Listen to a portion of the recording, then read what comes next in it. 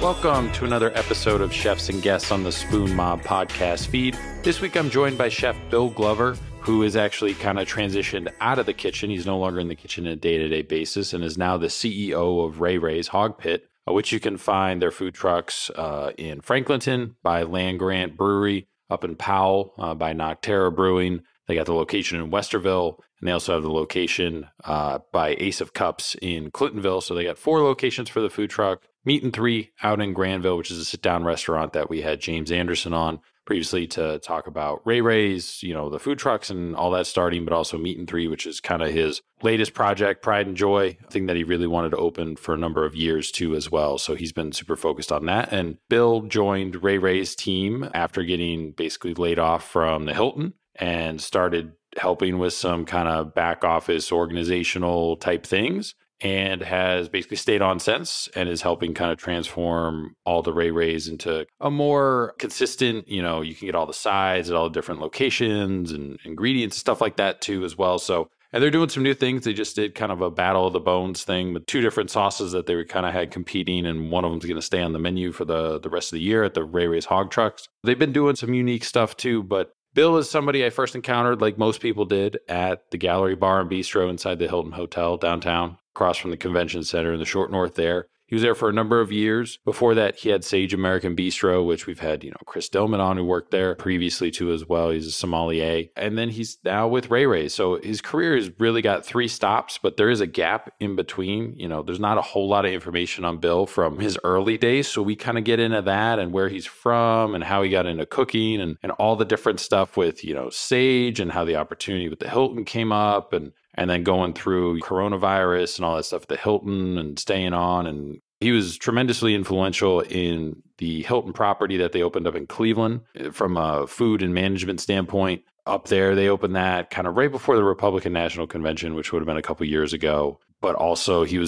played a really, really big part in kind of the dining part of the new Hilton Tower. That's about to come out in a couple years. They'll officially open that. I think they're almost done actually building the outside structure. We get into all that stuff too, and kind of if he thinks he'll be back in the kitchen and kind of when, and tinkering with some pop-up ideas, stuff like that too as well. So it's a really interesting conversation. I think most people think, chefs, when they kind of quote unquote age out of the kitchen or move or transition out from the kitchen, that it's just all kind of back office stuff and doing paperwork. But there's more to it than that. And Bill kind of goes into all the different stuff that he touched on after kind of ascending from your executive chef role into this culinary director, culinary manager type position that he had with the Hilton. And that's information that I don't think people really talk about. I don't think people really know. So it was super important, and it was awesome to get Bill on the podcast, who's one of our loyal listeners in the industry, which is pretty cool too as well. We always appreciate, anybody who's consistently listening and helping spread the word. So you can follow him on Instagram at Chef Bill Glover. It's a pretty awesome account to follow. He doesn't really post like anything about like Ray Ray's too much. It's a lot of stuff about his travels, different restaurants he's eaten at and stuff too. So if you're a foodie like me and you just kind of like looking at different restaurant pictures and wonder what some of the experience would be for a restaurant you haven't been to, it's a good follow. He travels around pretty frequently. And then also at Ray Ray's Hog Pit. That's the Instagram for all the food trucks and everything. And you can also follow Ray Ray's Meat and 3 out in Granville too as well. Prime rib on Wednesdays is kind of a special that they do. Like I said, we've been out there. We had James Anderson on the podcast talking about it, and the food's really, really good. It's a different experience. It kind of is more akin to the, if you're in Texas, any legit barbecue spot, you kind of have to drive like 20 minutes for. I mean, there's a couple downtown, like in Austin and stuff like that, but a lot of them that you're kind of driving outside the city. So you kind of get that feel up here. So it's definitely worth the drive, to get out to Granville and check that place out. Pretty easy drive. But without further delay, here is my conversation with Chef Bill Glover, the former chef at Gallery Bar and Bistro in the Hilton, now the CEO of Ray Ray's Hog Pit.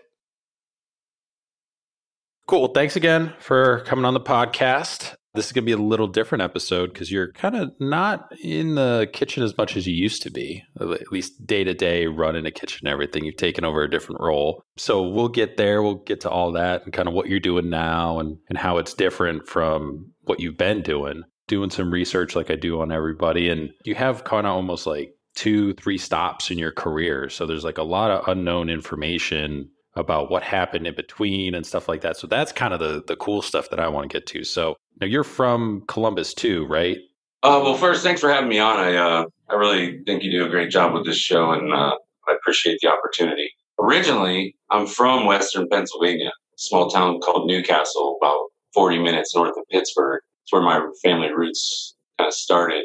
When I was 11 years old, I moved to Ohio. My dad, mom transferred to Ohio. My core family now lives in Pittsburgh. My mom's side, cousins, aunts, and uncles. And we moved to North Canton, and that's where I kind of got to Ohio. That was in like the mid 80s. And then I moved down to Columbus in the late 90s after graduating high school. Just to really, I stayed home, worked for a year in a couple kitchens, just kind of figuring out what the next step was. A couple of my buddies that went to Ohio State their freshman year, they came back for their sophomore year and they needed a roommate. So I always joke that I went to Ohio State socially. Lived on campus with a bunch of art students, had a very college experience, but I was going to work every day, working at my first job when I moved here was at Jefferson Country Club. I worked there for a number of years before they had the fire, and that's when I moved that job on. But that's kind of how I got to Ohio.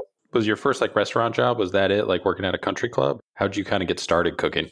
So I had a really great early influence from my family is where I would have to say it started. I have tremendous cooks on both sides of my family, where my mom was a great cook in her own right. She's of Italian descent. Her whole family is like 100% to the vote. And we had a very Italian culture on Sundays, and family eating was very robust and with a lot of people, with a lot of dishes. I was exposed to a lot of cool things that even when I was young, didn't realize I was kind of learning. I was taught what ingredients mean, the value of them. Carrot, it's not just a carrot, it's a seed that was planted and picked and washed and driven, and all the things that associate with that kind of thinking of ingredient procurement and creation. So that was a really amazing part of what I guess I've realized now that I look back.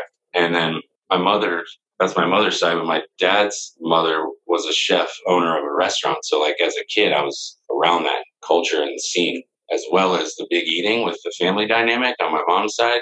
We do that in the day every Sunday, and then go to my other grandparents' house for like dessert. My grandma would make pies, and we'd eat like a meal there in the evening. And that was kind of like the family dynamic growing up, which I was very blessed to be exposed to all that. That's really what kind of started my curiosity and my love for cooking, and just seeing people cooking around me and doing it for pleasure really kind of inspired that early push. So at 11, I had a paper route, and on that paper route, there was a small family restaurant called North Point. I knocked on the back door one day, sick of throwing papers every morning as a young kid. I didn't want to wake up every weekend at the crack of dawn to throw newspapers. Yeah, I said, "Can I work here?" And he's like, "Yeah, I have a dishwashing position open." So I took the job. Serious into baseball growing up, so I needed a job that had some flexibility with scheduling, so I could like play season baseball and like things around that. So like I took that as a first job, and like air quotes, if you will, and I got my ass kicked. I about got fired a few times. I couldn't keep up. Like I was weeded every single weekend. And the owner's wife was very kind to me and bailed me out and just tried to teach me about hand speed and how to think about efficiencies and moving the dishes through the machine and the sink not getting backed up, and just learning how to move properly in a kitchen. She just helped me kind of get a little bit of that feel. And then, you get a little bit of that as playing sports too. You kind of feel people around you. And I think that young experience of just feeling weeded, and even the panic of being under the pressure of a rush, all of that was like a little bit scary, but it was also kind of like exciting. And I kept chomping at the bit at that job. "Hey, let me do some prep. Let me do some prep." And then one day they're like, "Fine, you can do some prep." And I grabbed a tomato and promptly snipped the tip of my finger off, after him warning me a million times to please be careful. And I assured him that I did this all the time. And 2 seconds later, I'm in the corner with a bleeding finger, and they're like, "What are you doing?" I'm like, "Oh, nothing, just trying to blow it off." But it is what it is. I stayed at that job for a while beyond that, and really kind of like learned some basics. And so I was successful in the position that she taught me how to do. And I finally got there. And then like around the corner in the same plaza was a quick serve sandwich shop that a couple of my buddies worked at. And they're like, "Hey, dude, you got to come work over here. The boss is awesome. He lets us smoke weed in the cooler. You're going to love it. We can eat whatever we want." I'm like, "Well, that sounds like paradise." So and I get paid more. So I put my 2 weeks notice in, and I just went and got that job. But that's where I really learned hand speed in the art of working a big flat top, which is like a thing. Like there's a skill set there, but that taught me a lot about like organization of working on a call system and hand speed and working fast through order systems and banging out food. And that was just like a fun job it was literally like a party. Like you'd go to work, you'd rip a joint and just station up and it'd be like fun. I mean, we'd do chair jumping contests in the dining room in the winter when it would snow. Like we'd have our friends come in. We had fun with it. It was a fun job. I didn't take it seriously as a cook, but I didn't realize how much I was learning while I was having fun. So then eventually, like you said, you wind up in Ohio and, you're kind of hanging out with friends and everything. And at some point you decide to go to culinary school. You went to Columbus State. For about 10 minutes. Okay. So yeah, I wanted to get in that. You didn't finish, right?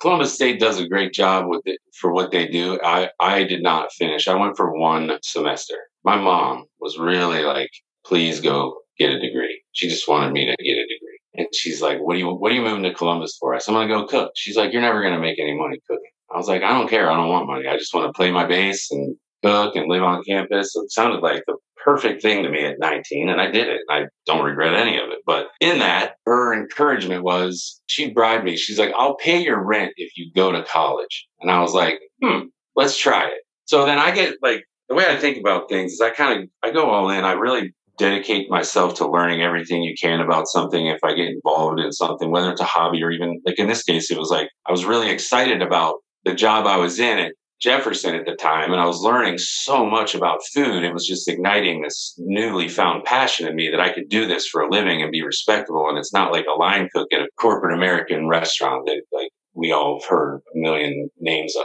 Like I did a little bit of that after that short order sandwich job. And originally that was my ticket to move to Columbus because I was going to transfer. Well, the summer that I was working 2 jobs before I moved here with the plan to move here, I signed a lease. I got a job down here. Well, before I got a job, that company was supposed to transfer me. They closed. Like it went bankrupt. So I had a lease signed moving to Columbus. Now I have no job. So I came down here and I stayed with a friend of mine that was a neighbor growing up, and I got a job. I went to Jefferson Country Club and I interviewed with the chef at the time. And he's like, cool, you have a job, come back on September, whatever. I remember when I moved, it was September. And he's like, come and, you'll get started. So I go there that day, knock on the same kitchen door that I walked out of after being hired. I asked for Chef Blair and they're like, he got fired. I was like, are you shitting me? I said, I have a job. And they're like, we don't even know who you are. So they're like, well, let me go get the new chef. So the guy that came he darkened the door. He's a big man. His name is Charles Langstaff, Chuck Langstaff. He's somebody I still communicate with and, look to as a person that was a big help to allowing me to get started because he honored the offer sight unseen. He's like, listen, I don't know who you are, but I'll give you a chance. Have you cooked? I gave him a little background about like that brief period of my life, basically after high school, where I really kind of did get into a cool kitchen there for that summer with a real chef at a club. That was my second job before I moved. And I told him about some things I was doing, and he was like, all right, I'll give you a chance. And I caught on real quick, and he took to me well, and he's somebody I've, like I said, kept in contact with. He gave me a job later in my life. Like, he actually gave me my first manager job later at a different place down the road on the career map there. But that's kind of what started me at Jefferson, and I was really learning a lot. And then my mom was like, well, go to school. And then he encouraged it, and it's fine. It's a good thing to encourage. It's just that it doesn't work for everybody. And the way I learn, oh man, I cannot sit in school, man. I cannot do it. It fucks with me.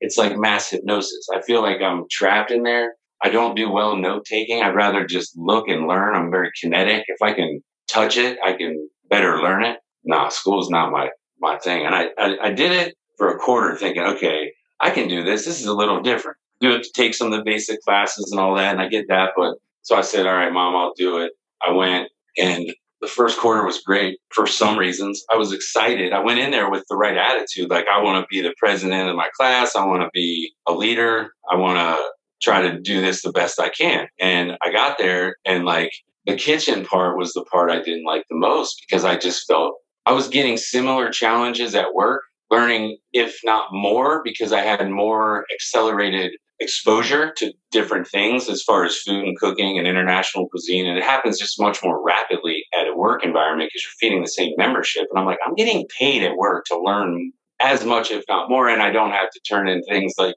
math and English and all the things. You know what I mean? Like, I love English. I like writing. I'm good speaker. I'm good at writing and things of the nature like that. But I didn't feel like I needed to read a fictional book and write a report about it. I just felt like, what am I doing? The teacher and I got along great. We had some fun, but I couldn't get my head around it. And then what brought it to a head was I was in a baking class, and the time at work, I was actually handling and making quite a bit of bread. And so I had some familiarity with it, and I was questioning the chef at the time who was actually mixing dough to make baguette, which is a high hydration dough, so it's pretty soft and wet, but I could tell I questioned its hydration level being too high.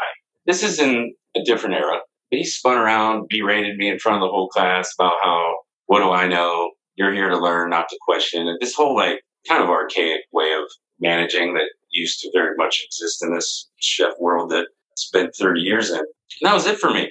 I wasn't into it. I didn't feel like I was learning. I didn't want to be addressed like that. So I just took off my apron and ended that part of the school. I finished the classwork just because I wanted to complete what I started in that regard. And I just stopped going. I just went to the office of the recruiter that I spoke to. I told her my piece, and I thanked them and walked away from it. And I just went hard in the paint at work, and I read everything I could and applied myself as much as I could and worked for some really talented people that took to my hunger for knowledge, which that translated into me working hard for them. So it was a good payoff. And, that was my path to learning. That was for me what worked. There's a lot of ways to do it. With all that being said, I know how you'd answer this, but if somebody in one of the food trucks or whatever comes in, has been working there for a little bit, and is like, I'm serious about one day wanting to open my own restaurant and do this, as my career. Do you think I should go to culinary school? What would you say?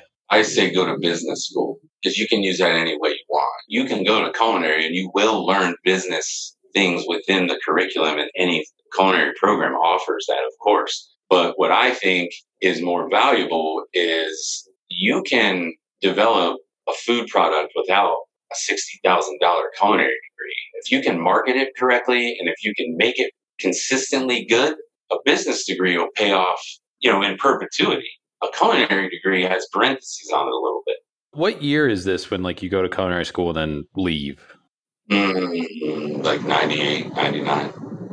So fill in from 98 to basically April 2008 when you opened Sage American Bistro. What happens during that 10-year period that nobody knows about?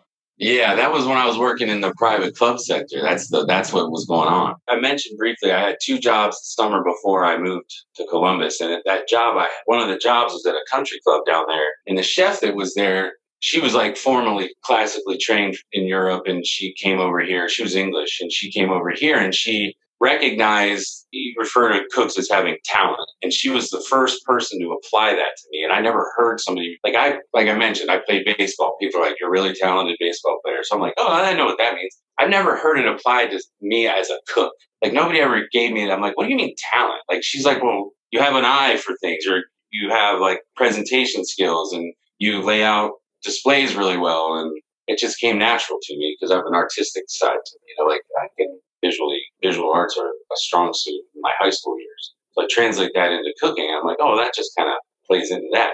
So when I moved here, I was gravitated towards country clubs because of what I was saying earlier. I saw a lot of food, rapidly changing menus, large amounts of specials, because again, you're feeding the same membership. So it offers really high food cost budgets. So I'm touching amazing ingredients, working with highly skilled chefs, because the budgets at these clubs to hire the best is their goal. And the kitchens are really nice. The schedules are friendly because it's really holidays, you get January off, all these things that restaurants didn't offer. So when I got into that club world, it just really offered me a lot of that accelerated cooking learning, sort of like school. And, I stayed at Jefferson for, it was 2.5 years. And then there was a fire there Valentine's weekend. It was literally during service. I was prepping for service, and the cart barn, a couple hundred yards away across the property, had an electrical fire that surged into the building that nobody knew about. Occurred in a storage area where there was nobody at the time. It was Valentine's Day. There was no golf pros there. It was in their offices or something like that. And then a fire, half the building burns down. So I'm like, well, this sucks. This is not good. There's my job.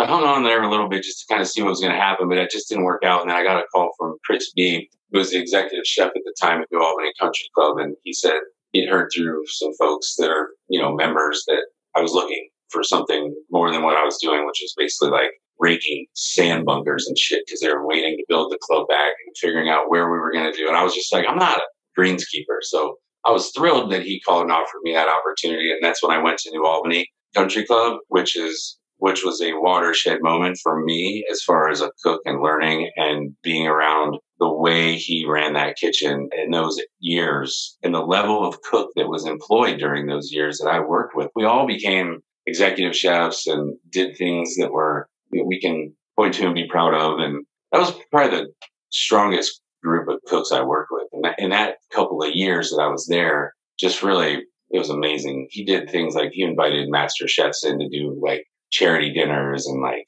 I got exposure that I would have never gotten in a lot of places. The couple of years I worked there, and blew my mind. And at that same time, I was about to become a young father, which is when I left there for really no other reason than to take my first management job, which is back to Chuck Langstaff.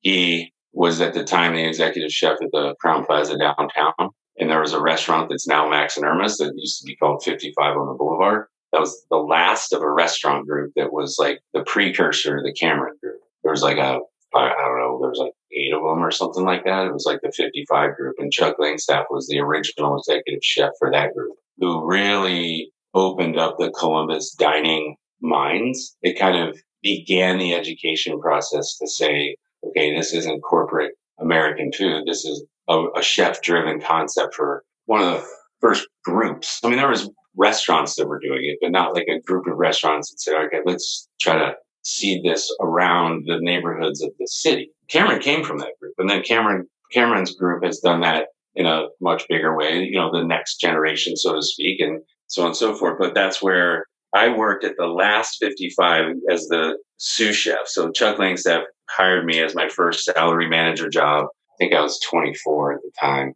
That's that. And then I worked there. It was a short one. That was 9 months, and the restaurant closed. I got to work one day, and they're like, we're going to change to Max and Irma's. We'd love for you to stay on. I'm like, what happened to the French bistro idea, which was like tabled in the beginning of my like, hey, we're going to do this. We're going to change our concept eventually, and this is what we're thinking. And then the powers that be, which I'm not in those meetings, and I understand why, but they, I'm thankful they offered me an opportunity rather than severance, but I wasn't looking to work at Max and Irma's. I was looking for, chef-driven stuff. So after that, I just put my name in the hat, and that's where I broke away from the club world to go to that job. And then after that is when I went to work at Barcelona for a couple of years. I worked there. Kyle Katz owned it when I got hired by him, and then the ownership changed to Scott Heimlich, who owns it now.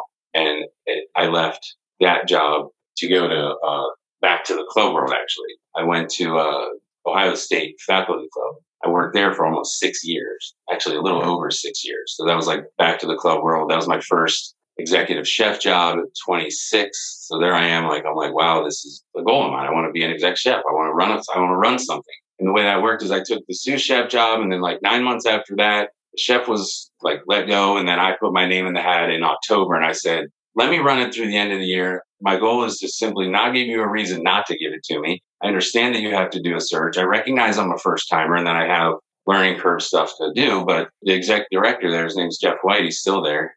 He gave me a shot, and I worked that October through December. I put out all the holiday stuff with the existing team. We rallied, we pulled together. And at the end of that year, I went through a series of interviews with the board, and I was given my first badge as executive chef, so to speak. And I stayed there for almost 6.5 years. And that's where I learned the business side of like kitchen operations and, tracking the, inventories and purchases and food costs and the things. That was a wonderful education. And I was blessed to have that opportunity. And that's what really built my confidence, and through that network to branch out on my own in 2008 to do Sage. So when did you know it was time to branch out and do your own restaurant? That's the next step for me. Let me start putting together a business plan and all that stuff. About 5 years into that job, Chris B, I mentioned, the chef that I still have a positive relationship with. I talked to him here and there over the years. And at one point he said to me, he's like, you need to get back out there. You're don't typecast yourself with that. Like sometimes you can get stuck in a job and you just like cruise, and he basically was just like encouraging me not to get content and do what you want to do. And like my career objective on my resume when I was 15 was to own and operate my own restaurant someday. My mom's a home ec teacher, so she said, write a resume, go get a job. If you want to go work at that North Point, I walked in there with like a one-line resume. I'm like the catcher on my baseball team, and I had a paper route.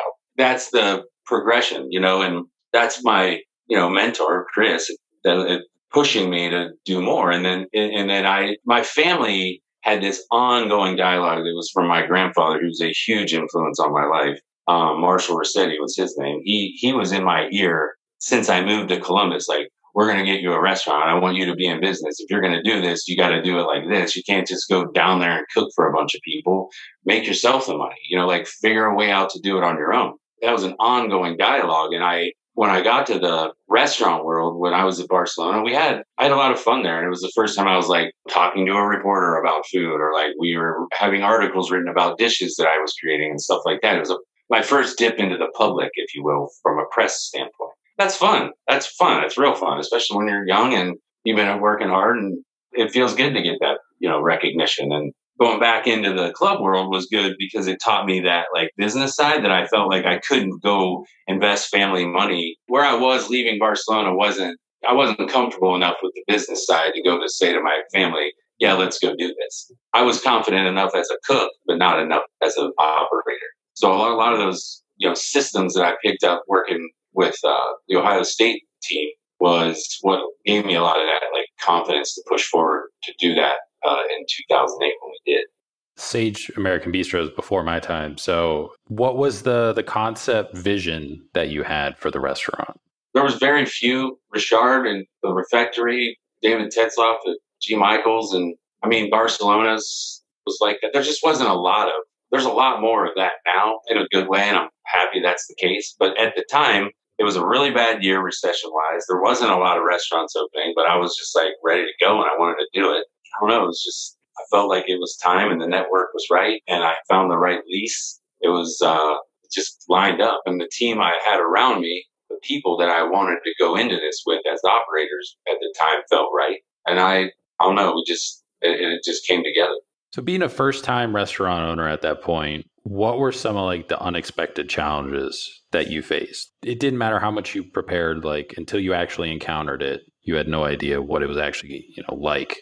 Yeah, the finances will hit you right in the head when you're a creative person like me. That was definitely the hard part is when you're trying to be creative and churn out menus and be like out there, it's hard to do learning curve that I think a lot of chefs have that trouble. It's a development thing that you have to get to really sustain long term. You don't have to be an accountant, but you have to have an understanding of the economics and the theory behind the business. I think that's the part that you have a hard time learning until you do it. I did have an accounting person on our team that helped me a lot. I have people in my family that helped us a lot. My grandfather, he'd stay up every night and look for my batch to come through and did his own accounting just for his own fun. He was a CPA his whole life. He'd just sit up, just bang it out. So that was probably my biggest thing. Like the hours didn't surprise me. The workload didn't surprise me. I knew what I was getting into. I'd been around it, but I didn't know about that part. That part was unexpectedly heavier than I thought. How did you go about like constructing your staff for the restaurant? At that point, like you mentioned, there wasn't a whole lot of other restaurants in that kind of similar upscale concept that you were doing, food wise. If you start kind of picking people from quote unquote competitors, like at that time, did that get kind of weird? Was that kind of like a thing that people weren't supposed to do, like an unspoken rule? Or did you have people that you already knew, like, when I open my own thing, I'm getting this guy, I'm getting this guy, I'm getting her, I'm getting her. Like, how did you go about doing that? Kind of. I had a GM. It was a longtime family friend. So he had a lot of front of house experience, and he was very good at dining room service, running the operational front of house cocktail menu, all weaknesses of mine. So I felt good about that. That proved to be a successful way to start. And he did bring in a lot of business. It was like he was just like a great. He just got to know everybody. That was just part of that was one of the key people. And then the rest, we just kind of put it out there. And I said, let's see what we get. and we just put a call to say who's coming. And I mean, you know people. In the short time I was in the so to speak public eye when I was at Barcelona and briefly 55, you start to network. Even going to school for one quarter, you get a network from that. I still talk to guys that do that. They're all selling food now, but they're out there still in this market. But I believe that building teams, putting teams together, selecting the right people to do the job is one of my core strengths. Very good at assessing skill and reading people and see bullshit. I know people are full of it. I know people are genuine. And then I think when I do assemble that team, I'm good at bringing the best out of it. So sommelier Chris Dillman worked at Sage for a time. He's been on this podcast. Give me your best Chris story from his time, like whatever stands out. I very much valued the time I got to be around, work with Chris and be around him during his training for the master, just to see the dedication and the level of expertise that he has regarding wine is fucking fascinating to me. Like, I've seen him break down like the finer points of something like in a discussion format, and it is just, it's amazing. I very much enjoyed working with him. He is wickedly funny, deadpan, wickedly funny. One of the funniest stories I have is one of our mutual dear friends is his name is Chet, and his wonderful wife is named Debbie. And I just recently hired Chris at Sage, and these two were regulars of his from Rosendale's when he was formerly at Rosendale's, and he left Rosendale's and came to work for us at Sage. And these Chet and Debbie came in, and they always sat at the bar. And Chet is a special kind of asshole in the most endearing way. Like, I love him. I love him. Like, it's a love. Like, I've grown to have he's a person I look to for advice, and like Sage old man advice, because he's an old ass man. But I joke with him about that, and I got there through this dark humor that Dillman has, but the way I was introduced to Chet is through Chris. And this is now, I'm learning Chris. This is like, I'm getting to know Chris, who I've heard a lot about. He's like, hey, Bill, I'm in the kitchen. He's like, Bill, I want you to come out here. I want to introduce you to a couple wonderful regulars of mine. And I'm like, oh, cool. And I'm like, cool. I'm tightening up. I'm like, go out. I'm like, hi, how you guys doing? And Chris is like, Bill, first of all, I would like to introduce you to Debbie. She's a wonderful human being. She's so sweet, charming, lovely. And this miserable, cancerous piece of shit sitting beside her is named Chet. Or like he said, like a cancerous tumor of a human being named Chet. And I was like, okay. Like, Chris is fucking with me as much as he is with them. And that was my introduction to Chet. And he's just like, oh, great. And I shake his hand and I'm like, what's the deal? He's like, yeah, he's just an asshole. You'll learn over time. You'll see. And that was like week one with Dillman. And that was like the beginning of my understanding of his dry.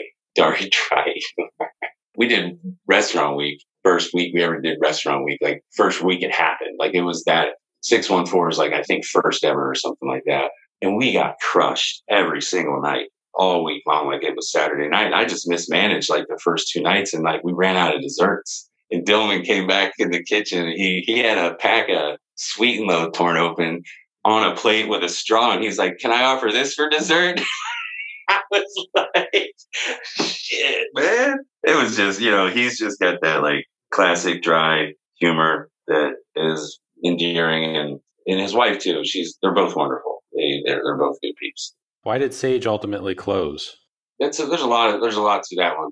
I took the job at the Hilton. The way that worked, we were in business about 6 years. 5 years in, I'm sitting at the bar one day during Mother's Day week, and I'm with my mom and dad, and I'm in like regular clothes, and the GM of the Hilton, who's still there, named Chris Coffin, who's one of the most important mentors of my career at this point. He was just a solo diner sitting at the bar, and at one point he was just like, man, this pork belly. And he just made a comment like you do. Then the next course, he was eating this chicken dish, and he's like, oh gosh, you ever had this chicken? He asked me, and I said I should introduce myself. And we just started talking, and then that's how, like, I said, who are you? And he explained, I'm in town from Boston, this and that. So that's kind of like, this is kind of the beginning of the story and why Sage ended, I think, a lot of it. So I leave on a day-to-day basis, and I leave it in the capable hands of my team, who are all incredible human beings to this day. I think the world of all of them. We separate from a day-to-day basis. So I go to the Hilton, and I open downtown Hilton with a big team of people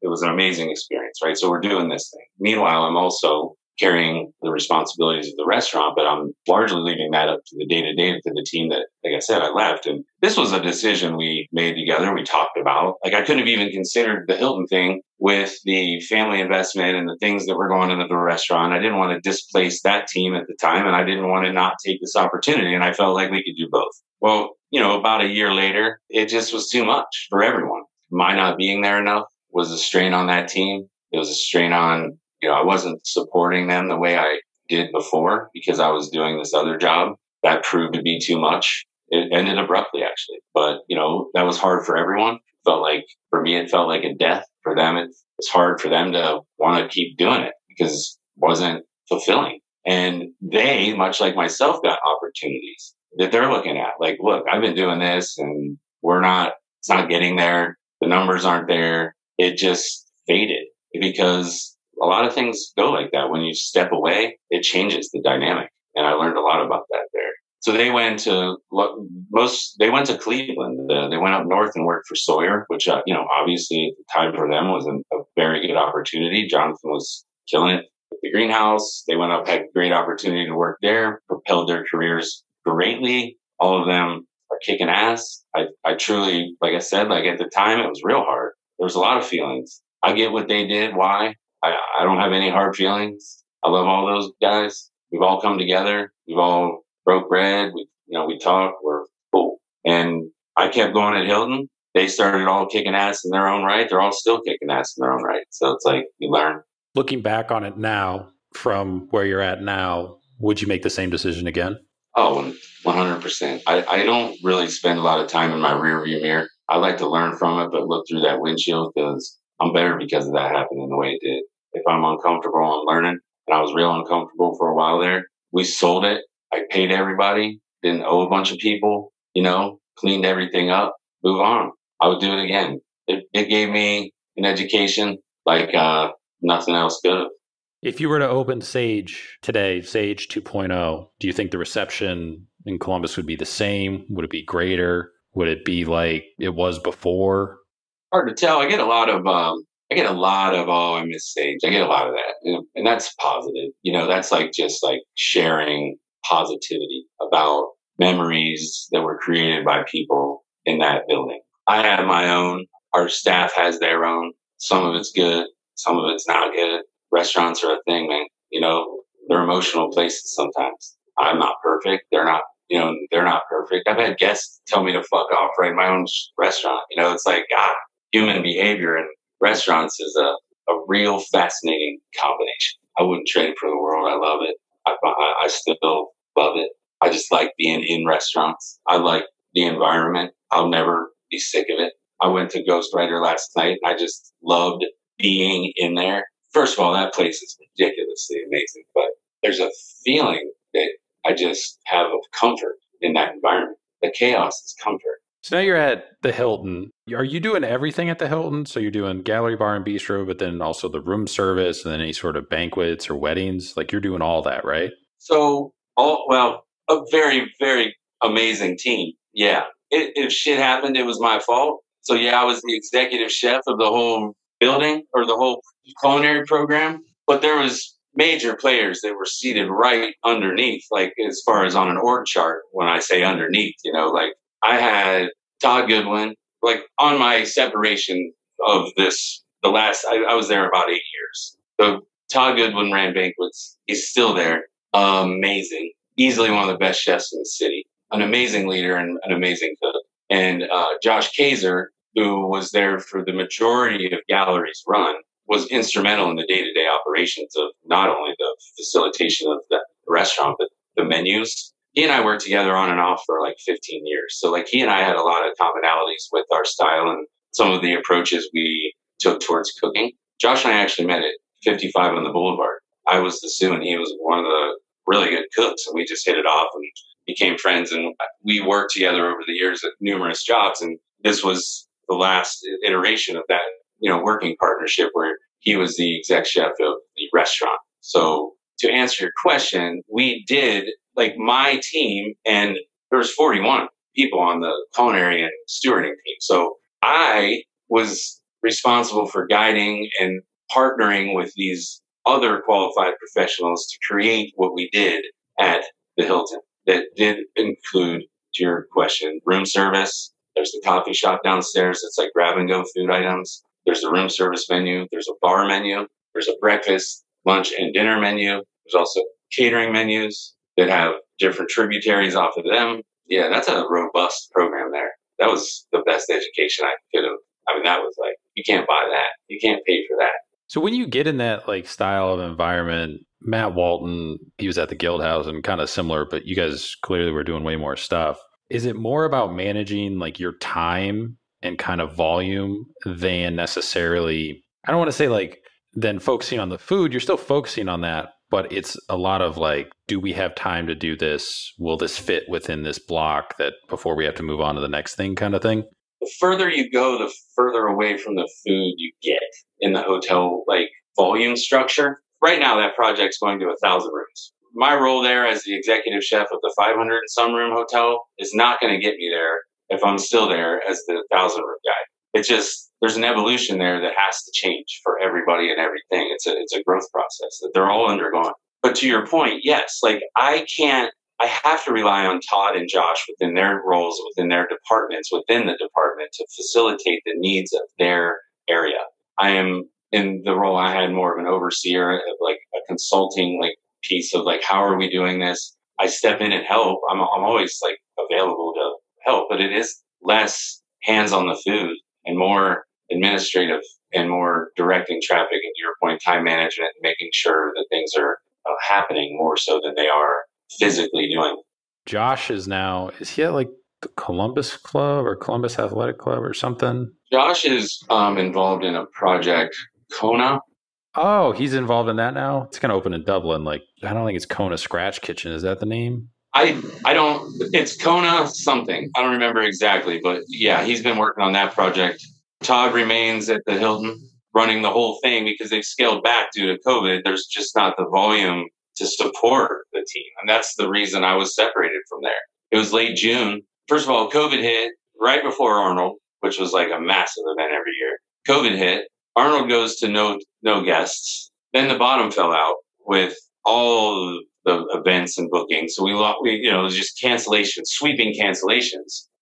For about 3 months, our ownership supported an initiative where we did meals for our employees. So the convention center and the hotel makes up for I think it's like 500 eligible families, basically. At the time, our culinary team was left intact because, back then we were like, oh, this will probably be a couple months. We'll see what happens. And that was sort of the objective. Like, well, why don't we do a meal pickup service so our staff we set up a whole system, like within an ordering system. And then our culinary team produced literally by the end of it was like a 90-day initiative. We did over 14,000 meals for free for our staff and the convention center staff. And we just did it they pulled up behind the hotel. We handed them a bag of food for however many they asked. It was just salad, entree, 2 sides, and a dessert every day, weekdays.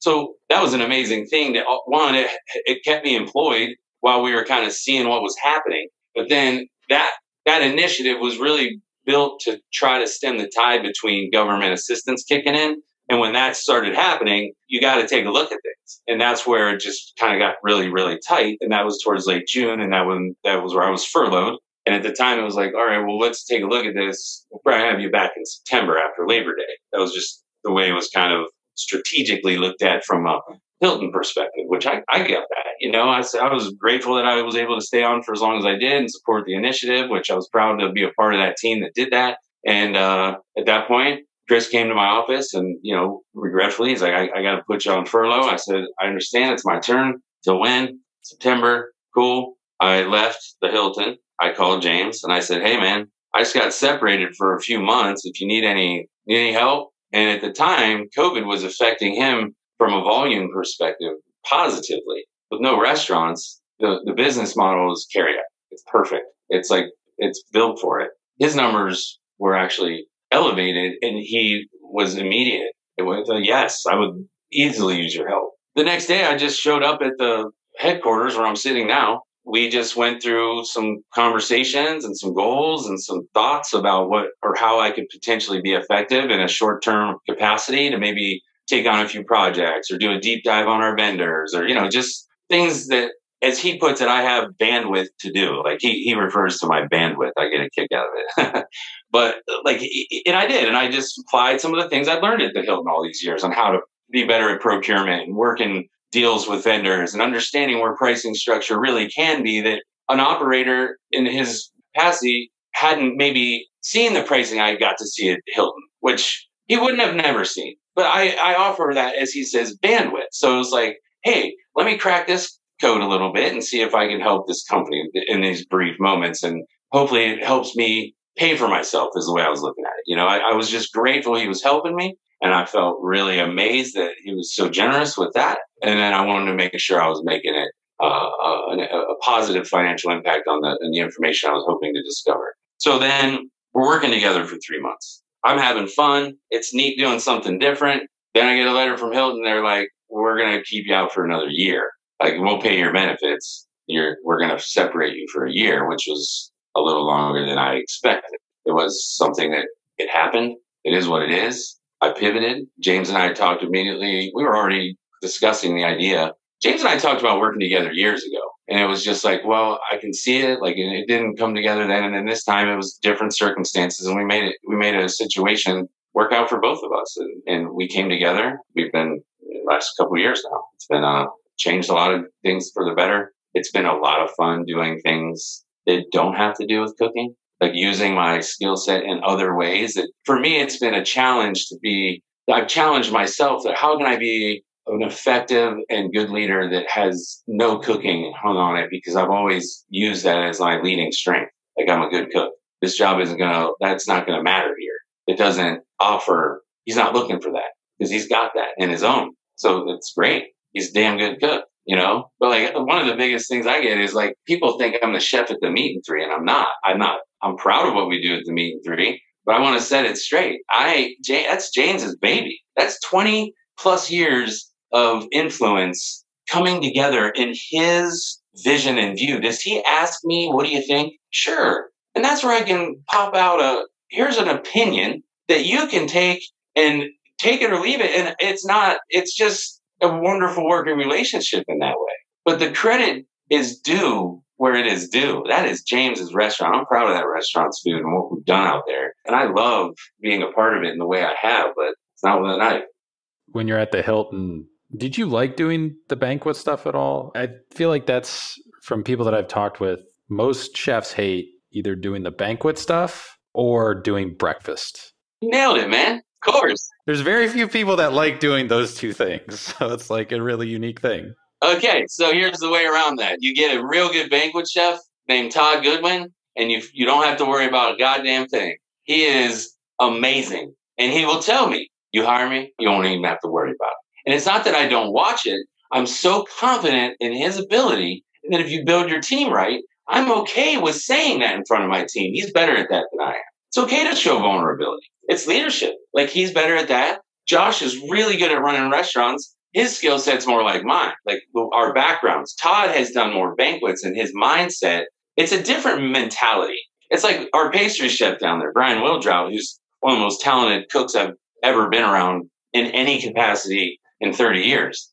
The way he thinks as a pastry person is entirely different than I do as a passion, a little pinch of that. Like, that's how my head works. Brian will tell you, I don't like making bread. I love making bread because it's more like kinetic, hands-on. Brian's exact, rulers, perfection. And that's why he's so good at what he does. Todd is similarly like that. Todd is so detailed, so clean, so organized. Everything's perfect. He shaves his head every day. He's regimented. He's disciplined.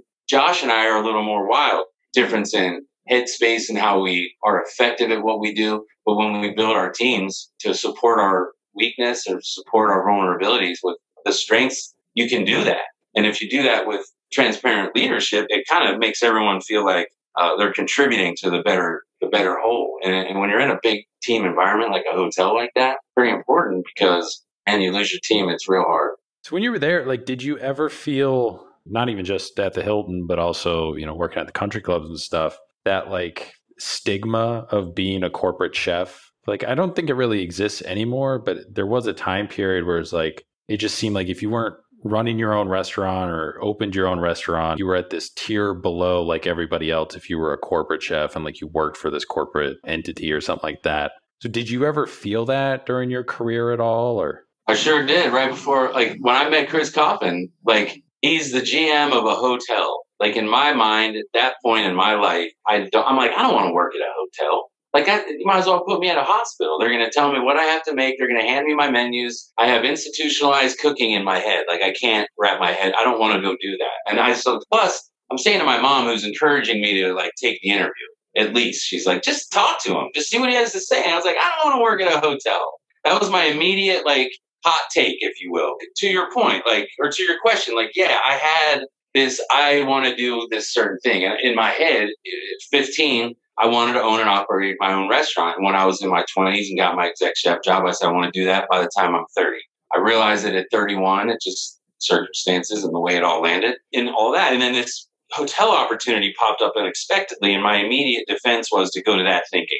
Like, well, I'll be stifled. I won't have my creative freedom. I won't. And also, I know now that I couldn't have articulated it then, but I was also like, well, that's going to be like, I could get exposed. You know what I mean? Because that's like, shit, can't fake it there.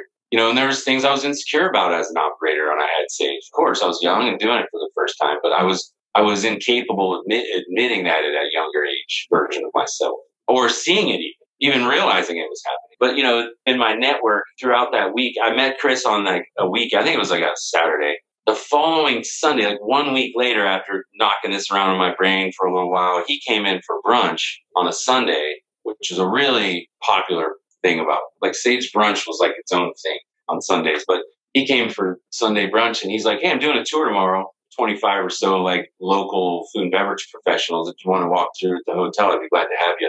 It's like, sure. So at the time, our bartender and I drove down there and we did this walkthrough. And during that week, I gave it a lot of consideration on this job. I talked to my team. I mentioned earlier. I said, hey, if I go for this interview and I get this job, are you guys going to leave? And they're like, no, go for it. Like it was like very shortened version of that. I went into this walkthrough and I pulled, at one point, Chris kind of broke away from the group and I kind of took the opportunity to step aside and say, hey, have you selected anyone for the chef job yet? And he said, no. Why? I said, well, I'd like to put my name in the hat as a candidate. He was like, are you sure? What about the restaurant? I said, well, I don't want to get rid of the restaurant, but I feel like a lot of people do both. Why can't we use that as like, that's that restaurant and this is the downtown version of something I'm involved in and spin the marketing on that? And he had a similar idea in mind before even meeting me. He had an idea, and when I get there, maybe I could find somebody local that has a reputation that could come here and kind of dispel the hotel restaurant, demystify it, or like the people that just say, oh, you don't eat at the hotel. That's this common problem that we and many hotel restaurants are constantly going up against. And we never could, we had a very hard time shaking it the entire time we had gallery at that place. It was very difficult in that way. It was on the second floor. You can't see it from the street and it's in a hotel. It's like it strikes against you before you even like have them come through the door. So that was a challenge that we pushed through as much as we could. And for the most part, we did a very good job considering the hurdle that consistently was. So 2015, you got the opportunity to cook at the James Beard House. How did that come together? Because from what I can find out, you were the first Columbus chef, I think, to be able to do that, and maybe the only. I don't know if anybody's done it since. Yeah, a couple of people have done it since. I think I was the first. Some of the guys from the Cameron group went. I think Brian Hinshaw led that group. Like, I'm not sure what year, but I know they went. Since, of course, James and Spencer have been nominated as, Spencer Boudros. Pistachio Vera. I meant like actually cooking at the James Beard House like you got to do. Yeah, that was ridiculously awesome. It was a career highlight that I'll never forget. And I'm so very grateful I got that opportunity to go with the people we went with and share that. That was incredible. Did they reach out to you or how did all that kind of come together? I got an email. Just a random email? The corporate executive chef for the Americas is named Mark Erler. So he knows some people there.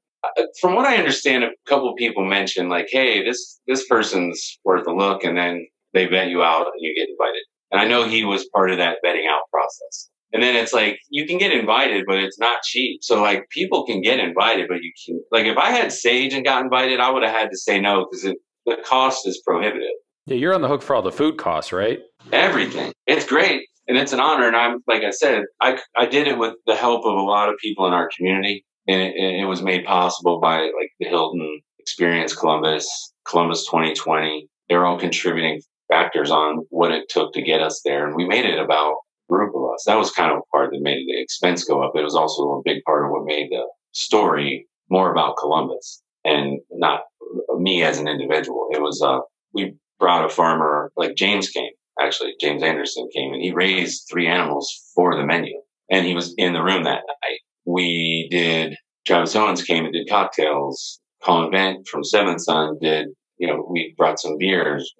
Dave Rigo from Watershed was there and we tied everybody together. So it was like every bite of food they ate was raised or from Ohio. Everything, literally 100% of it, which was a big theme we wanted to do. We want to really bring Ohio and say this is Columbus, a group of us from multi-facets of the food and beverage and farming community coming in and showcasing what we can do. And I did one piece of it with the food, and the team that I brought was some of the early team members from that time at the Hilton. I guess middle of the road, I guess, as far as my tenure there. And James was, like I said, James was one of them. He helped me cook for a while and then he went upstairs and ate, but we did it. It was great. I even we had a DJ put together a 4-hour play set with artists born in Ohio. We brought coffee from one line for after dinner. Watershed was in the cocktails.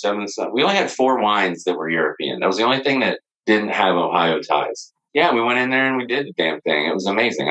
Being with Hilton, I was fortunate. I tied in with the New York Hilton and they gave me some space to prep the days leading up. So the morning of, I just packed up everything and we finished a lot of food in New York. Josh and I prepped most of the menu in Columbus, packed it into large foam containers, that are actual big fish boxes that we got from one of our vendors. And we labeled each course per box, packed an expedition and drove one way to New York, right to the New York Hilton, unloaded, and then did our finishing steps for 3 days. And then the morning of the dinner, we just drove over and put out dinner. It was 85 people. Throughout that stretch there, is it just every day more and more anxiety building until it finally is done? Or were you able to embrace each step and each part of the moment and actually take it all in?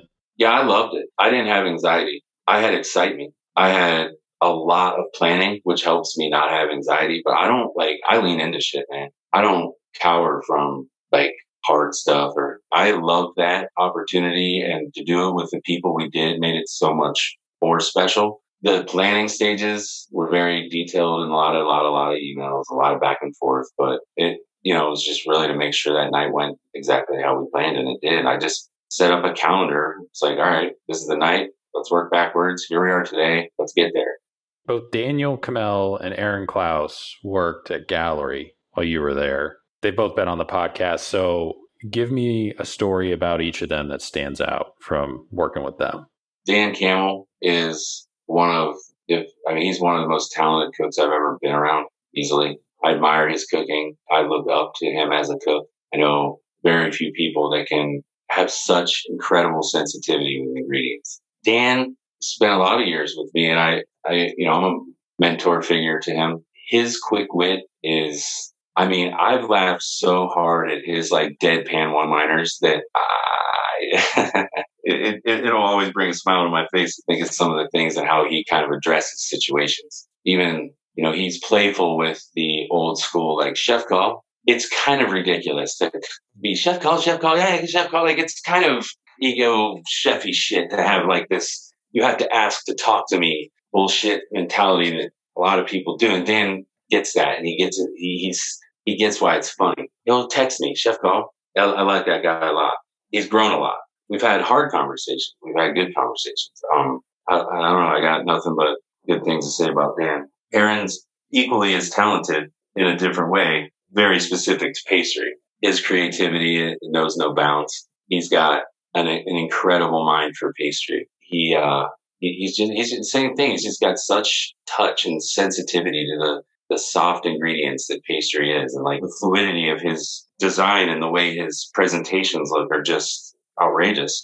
One time he walked into my office and he handed me a pork rind that was caramelized and salted, and I'm like, what? I don't know if I'd ever thought of that.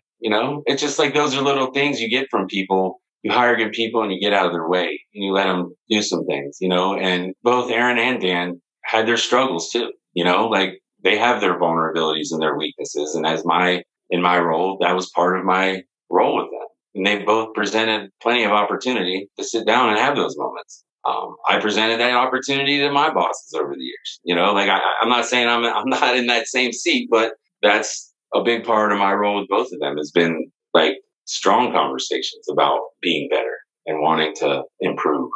Before you wound up separating from the Hilton, were you going to be involved with that new tower that they were building across the street? Was that part of the plan for you to do both or anything, or was that going to be its own separate thing? Oh, Ray, I spent nearly 3 years on that project designing. Literally, the blueprint of the kitchen was on like I had like a 4x3 blueprint on my desk for 2 years of the full wood fire kitchen, the restaurant concept on the roof.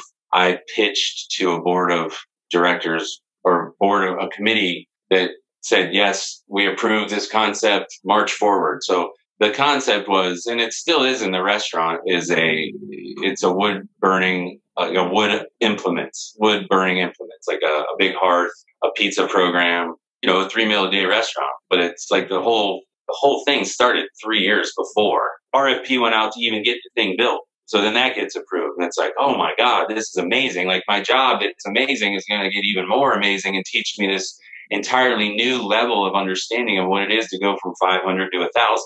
So, well, you got to get started, right? So building these things obviously takes years. So you got to get the thing drawn before you can even put a shovel in. So those happen years in advance. Cleveland, the hotel they built in Cleveland, I was very much involved with designing that kitchen with our executive chef as well. Like as within my role at the Hilton, I was asked to do some extra or like some involvement in that project and opening that hotel, helping with the Republican National Convention when it opened, which was an amazing experience from just a production, nothing political, but more of like a go do something that's major in a brand new hotel and help facilitate the function of all those things happening all at once in a brand new building. Like, and just being able to be involved in that design process and that hotel opening while we had already opened. Because I go through it at Hilton and they're like, oh, there's a new one up north. Go help them. Then come back. And hey, by the way, we're building this one into a double. We're going to double the size of this hotel, go from, over double the pro forma from a food and beverage perspective as far as like annual budgets and like staff sizes and like dining room size. Like it just went from 500 to 1,000. The meeting space tripled. Like that, like that doesn't happen very often. There's not a lot of blueprints for how do you do this. So that's where you start like, okay, over the next few years, while we're designing this, we want to send you to, like they did this for all department heads develop a plan. Like, okay, go visit these properties that have the most alike qualities to what ours will be. Learn these things, see how they do things, develop your own thinking on how we're going to do it in our new system. And then there's this big process built in, which is set up our leaders, our GM, to help our leadership team not acclimate as we go, to be prepared when we arrive there. We can't, like I said earlier, what we knew to be successful in our roles within a 500-room hotel will not translate directly to this 1,000-room thing. So the plan pre-COVID was to build all of us through all of these leadership initiatives and trainings and traveling to different sites to accumulate knowledge and to prepare ourselves to be best equipped for this sudden growth. It'll basically just be like, okay, we're open. And within that, yes, I was saddled with the program of, I gladly got on the saddle is a better way to put it. I was happily in charge of the concept idea. Like, and I said, this is what I'd like to do. We've decided as a team on a few ideas, but I was really big on this wood fire thing. I didn't get pushback. I got support from our team and we presented it to the people that we needed to for a vote. They said, yes, we started building it. Then the upstairs one at the time was a yakitori concept. I'm not sure if that's going to be what it is now. I'm not privy to that information. I can only tell you that until I was separated, this is the track we were on, But that's, from what I understand, they're still moving forward with the wood fire restaurant, which I think is really exciting to have that downtown. I think that's a great concept. I think they're going to do it well, and I'm excited to go eat there. I have relationships with those folks there. I left with no hard feelings. It's a separation of COVID. It's one of those things. The whole program was effectively, the way I was looking at it was, we would have to bring in obviously more talent, more people to manage what we were building, but COVID hit. Then once you become, CEO of Ray Ray's Hog Pit, October, I think you're officially announced last year. Obviously your started work before then though. But one thing that was unclear in there was, when did you and James Anderson first actually meet? I know you guys have been friends for a while. Right around the time when James did the podcast, we'll have sometimes the Guy Fieri show on in the background, and he did an episode of that. And you are sitting at a picnic table on there. And I don't know how many people know that you're in there. Yeah, I get some now and then texts from people I know, like, I just saw you on Food Network, and I know it's the episode. There's a few quick spots where I'm in that episode. He invited me to just be an extra, like they ask you to bring some folks in, and James asked me to be there that day of filming, and I got that quick little spot. But to answer your question, I met James, I think it was like 2009. He at the time he was at Pace Mountain High. Like, his truck originally was up north a little bit at Pacemont. Chris Dillman that's the connection. One day I was at Sage, and it was a Saturday, and I walked out into the dining room. We were a dinner only place. So Chris was like sitting at the bar eating, like getting ready for work or whatever. And I walked out into the dining room, and this smell of smoked meat just smacked me in the face. I was like, where the fuck did you get that? He goes, oh man, Ray Ray's right up the street. I was like, really? Like I didn't know. I said, I've never heard of this. He's like, it's kind of new. It's a food truck. I was like, sweet. I'm going to go. I was like thinking I'll go tomorrow in my head. And I went down there on a Monday, and I'm like looking for this food truck that's nowhere. I can't find it. And I'm like, I swear he said Pace Mountain High, but I didn't think it moved. So I just didn't put it together. I saw Chris like that Wednesday. I'm like, hey, I went down there. I didn't find it. He's like, well, they're only there Friday, Saturday, Sunday. I think at the time it was weekends only. So, okay. So then that next available day, I just went down, and I think that day I might have gotten some tattoo work done, and it was a cold day, and I didn't have my arm in my sleeve, but James said something. He's like, oh, let me see your arm. And I just showed him, and it was like a conversation starter. And we just started talking. And I told him, I heard about him. I own this restaurant up the street. My bartender, he told me about you. I can't wait to try it. It was just kind of like one of those things. And I went down to work, and Chris was like, oh, isn't it? It was like, that was how I met James. And then I told him about me, and he said, you should bring some food down sometimes. I'll trade you. And that was like, that's still a thing. Like, I brought him a couple things, and I remember it was a very pleasant experience. We hit it off in a way that was like, he ate the food, and he recognized that it was different, like, different kind of cook. And I ate his food and felt the same exact way, that this is not just like barbecue. This is something really special and obviously crafted by hand. And there's a lot of love and a lot of skill in this. This isn't your normal everyday barbecue. And we just became friendly that way. And he started eating in my restaurant. His wife and him got engaged at my spot. Like, we developed a mutual respect for each other that has been sustained through all these years. We had some hobbies we share. We have, it's not just work all the time too. So what's been the biggest difference for you moving from the kitchen to now kind of like this office behind the kitchen, so to speak, role? Kind of what I was talking about earlier. My job at the Hilton was more office than kitchen. So I kind of transitioned a little bit mentally there, but this role is really not food at all. I mean, it's food, it's the food business, but it's not about creatively popping out new dish ideas or new menu ideas. The food knowledge that I exercise that's useful to me now is like, sometimes James will bounce, like, he's like, I'm thinking about this way to make this. What do you think? Sometimes I'll be like, yeah, that's the way I do it. Or I can say, I like that way. This is another way, just to give, just to offer data for information or decision making. Like, it's not really do it this way. It's just, here's a concept. And we work well together like that. He doesn't need direction. Sometimes it's nice to have input. That's the difference. I enjoy the administrative side of my role here because it is different. It is something not food specific, like a little further away from Hilton. Like, I could say Hilton was a nice transition from being at Sage, where I was literally the cook until leaving, and then the team that was there was the creative cook. And then at the hotel, I wanted to be the cook, and the GM, Chris, was like, you can't think like that here. That's not going to be effective. You got to let them do that. And so you do the administrative stuff. You've got to find a way to disconnect, or you don't have the right person. And I was able to disconnect, and Josh was able to push the food out, like, good quality, top 10 restaurant food, if you will. So I did learn some of those skills there. to help me kind of continue that transition here. I love cooking. I don't miss having my hands smell like garlic and onions every day. I don't miss that. I don't miss being burned all the time. I cherish those years, and they're forever going to be a part of the fabric of who I am as a person. I'm a cook. I am a cook.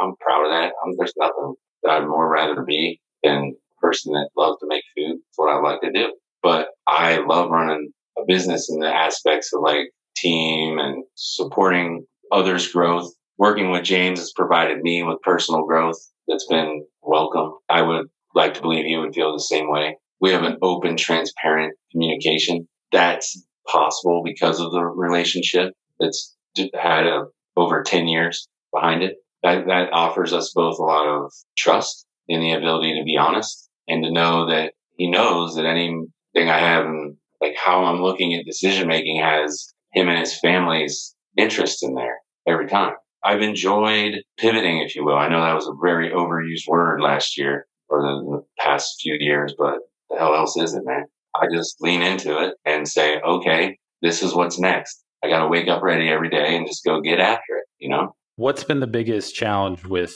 the food trucks? Because you've never dealt with food trucks before. So that's kind of a new component, even though you have done all this, management behind the scenes type stuff. Common answers, staffing can be a problem.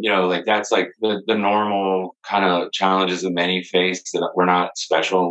From an operations standpoint, it's not all that crazy different. It's a group of people that I love our crew. I like the type of spirit they have. There's a uniqueness of who we attract as employees that I like. Our diversity. I think that we have an incredible, group of people that are very unique location to location, which is my team. That's a thing we manage. It's not a bad thing. It's just part of what you see when you have multi-location businesses. Whatever your business is, you're going to have microcosms at each business. There's leadership at each business that gathers once a week. So we have this core tenant cultural philosophy that we want to lead with, and people focused company and those kind of ideals. And we want people to have work-life balance and all those things, but it's challenging. You can say you want it and you can say you do it and you put in steps to do it. It's human nature's hard. That's the biggest thing. Our intentions, I would like people to know, our intentions are good in decision making, but sometimes when you're in leadership, not everybody doesn't always agree with you. And that can be a challenge for some. It's a position I've been in a lot for a lot of years. So I'm not unused to it. It's not necessarily ever easy when someone's kind of fighting the current, but it's something that you learn to push through with respect and to their concerns or whatnot. But you just have to kind of have a steadfast approach sometimes when you're making changes. And this last year, we've made a lot of changes that we've collectively agreed are for the better. And it's not necessarily a broken situation. It's more just an organizational step of certain aspects of what we're doing to help streamline efficiencies and, opportunities for growth become easier. When we have things organized at a level that we do, things are easier to read and see and just show things and show our work and those kind of things. So it just improves peace of mind and where we stand on stuff, but that all comes down to the people we bring in and the culture we try to promote and ask everybody to kind of get on board with. And that can be tricky. And it's cold, it's wintertime. Sales do dip when it's cold out. So there's morale factors that go into a human being that are completely unrelated to work that affect work. That's indicative of every job. That's a challenge that many leaders face. It is a challenge we also face. There's things that do come up. First, that's probably a big one. But it's not really truck specific. It's just really the environment that many of us are in right now. Barbecue and pizza both ship really well. Have you guys considered shipping nationwide or partnering with something like Gold Belly to reach, customers that have moved from Ohio to different states? I think Ohio, depending on what list that you look at, is one of the top 10 states that people are moving out of. So with that, you have Ray Ray's fans that move to different parts of the country, but can't get Ray Ray's where they're at. So is that something that you guys have considered, explored? It's been tabled as there are others in the market that are doing that successfully, and comes down to quality and specs. I'm open to a lot of things, if it can be done without sacrificing those things, you know, like those are the core tenets of what you got to like kind of figure out if you're going to open the door to those types of opportunities. Like we as a company have to ask ourselves, do we want to see Ray Ray's barbecue sauce on every grocery store in America? Is that who we want to be? I don't know. I don't think that's who we want to be. I know that in our leadership meetings, when we're talking as a group to decide on who we want to be, I don't think that's it right now. Like I understand there's lucrative opportunity there that we're saying that, but like there's also a commercialization aspect that can occur that can stretch you out a little bit from how you're perceived from a brand.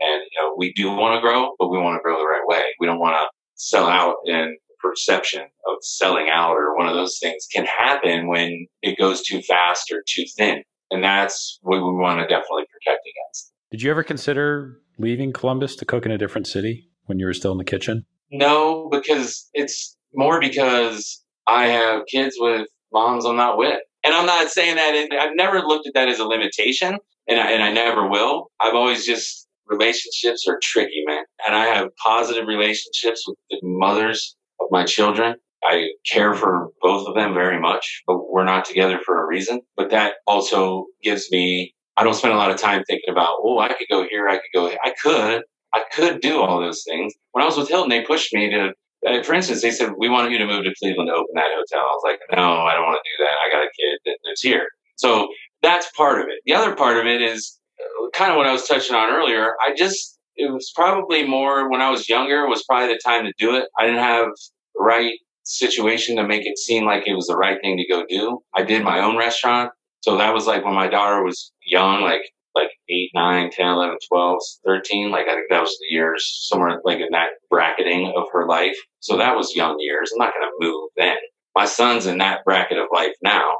I'm not going to move without, I need to be in his life. I just find that to be way more important than moving for opportunity. And I've always looked at it like, this is where I live and this is the city I want to make a mark in. And there's really no, if I put limitations on that, it's in my own head, not because of what this market can allow me to accomplish. If I put my head down and do the damn thing, I went and got Sage open, and it really propelled me into a good spot. From a press standpoint, it was really kind of the point where I got some people getting like, man, he's in another fucking magazine, like getting shitty about it. And I didn't write the dang things. I just went to work every day, you know? But it did kind of come up from some my close friends were like, you're getting a little shade out there because it's too, I felt, I didn't know how to take it because it never happened to me before. I just opened something and nothing else opened in 2008 either. So I was like, it was a rare thing to happen. It was a slow news year, if you will. And we did a good job. So there was a lot of good positive press. And then that propelled me to the reputation box check that Chris Coffin wanted to find in a candidate. And I had enough of the club experience to make them comfortable on the banquet side to give me the job or give me a chance at that thing. How has the food and restaurant industry in Columbus changed since you've been involved? What do you think still needs to change? And where do you think Columbus as a food city is headed for the rest of this decade? Evolved a lot. Like I spoke a little earlier about like when I got here in the late 90s, 55 Group was like the only like group of like chef driven restaurants. There, like I said, there's a few one-offs. There were some places that were doing it, nothing like today. Then Cameron came, and I really believe elevated the education on what service is and how restaurants can be glamorous inside, and they can really churn out huge numbers with consistency. And that really just brought another level of education to the local dining scene on what's possible beyond corporate swag, you know, that is so heavily peppered, not only all over America, but highly concentrated in Ohio cities, you know, highly concentrated. So that was a big part of what I think helped. And then like alongside the Cameron empire, the independents started percolating to the top and kind of coming up through and finding their success within that, the large budget style, like groups like Cameron has, you know, and that's where the market started to widen in that segment a little bit, starting in around that 2008-9 time frame, like probably more like 2010. And it's continued to grow since then in a good way. And I'm not saying I did anything to make that happen. It's just I got in on the front end of a pretty big boom that's happened over the last 20 years, you know. And it's been fascinating to see, and it's been great to see. I think that Columbus I don't think it gets enough credit. I've eaten all over Cleveland and Cincinnati too. And I know I've chef friends in both cities that I have tons of respect for, and their food's amazing. I don't see why we don't just get. I think we're right in the same. Like we're right there. It's not there.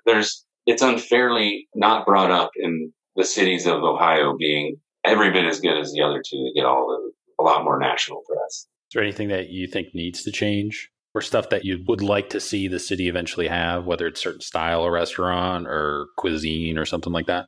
Yeah, I love little food restaurants, like tiny food tasting menus. And like, of course I love that nerd. Like I'm a food guy. That's nerding out. That's like nerdy shit.